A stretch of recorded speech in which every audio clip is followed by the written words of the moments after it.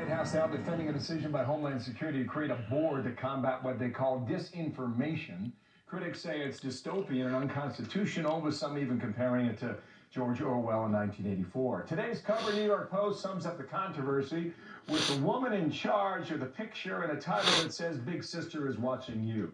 Steve Hilton, host of The Next Revolution. Steve, good morning to you. Nice to see you back here on a Friday. Good morning. Dana and I are trying to figure out what this is all about. How many people are part of it? Well, what do they watch? What do they do? Do you have any answers on that?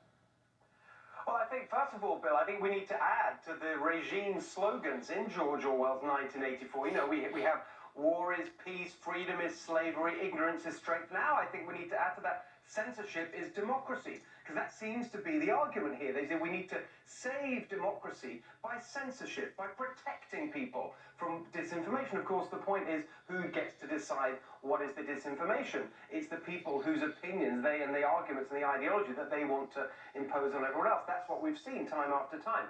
And the real point here is that actually, if you look at the evolution of this idea, it shows you just how far left things go and how far in an authoritarian direction things go, where you can't even really believe it's happening. I think it was a few months ago, this idea was advocated by the New York Times, and we all looked at it and said, that's crazy. They can't possibly mean something like that. That's not going to happen. And now here it is. And worse than that, the actual person, as you just noted, who's going to be put in charge of this is someone who herself has pushed disinformation during the election by branding the Hunter Biden laptop as Russian disinformation. I mean, the whole thing is an example of how once you try to start to impose rules about what is fair and accurate and not misinformation, what is real, none of that can be done by some centralized authority. That's the whole point of the First Amendment. Let the people decide. Put the information out there, argue it out, and that's the way you get to the right decision, not by imposing it top down. Nina Jankovic is her name. She comes from the Wilson Center, and she was the one who considered the Hunter laptop to be a Trump campaign product. How's that disinformation working out? Meanwhile, you're in California, right? And apparently we got the story where a lot of blue states took a lot of the COVID money, and they're now putting it into the education system where they can teach, well, CRT and others. Did we know this was going to happen? Yes. I think basically, when you give unlimited amounts of money, unconstrained, and remember, this money was in exchange for shutdowns and lockdowns and school closures that should have never happened in the first place, that were totally unjustified, that didn't happen in states like Florida, who ended up with the same or even better outcomes. So there's no justification for it in the first place.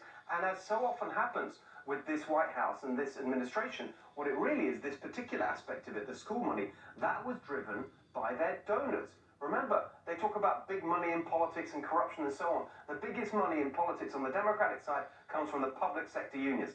They push for this money so they could get it and then in turn push their ideological agenda in schools. That's what's happening. I'm afraid it was totally predictable, and now we're seeing it play out. This bill was passed more than a year ago. It was March of 2021. And what I found was a comment in February of 2021, so it's a month prior, to Fox Business, where the White House said they will have the resources they need to safely reopen. Remember, it was all about windows and ventilation and making the classroom safe and fully serve their students. So I don't know if that's how you define it. On screen, California, $1.5 billion for training resources on high-need topics like implicit bias training. Here in New York, $9 billion for DEI, that's diversity, equity, and inclusion. Illinois, $5 billion for strategies with an emphasis on equity and diversity. There you have your blue state, Steve. Last comment there. Well, also, Bill, I just want to relate it back to the conversation you were just having with Dana. Why is there so much cost in higher education in universities? Because all the extra money, there's been a lot of it that's gone into universities, has gone on this stuff as well. Hasn't gone on teaching.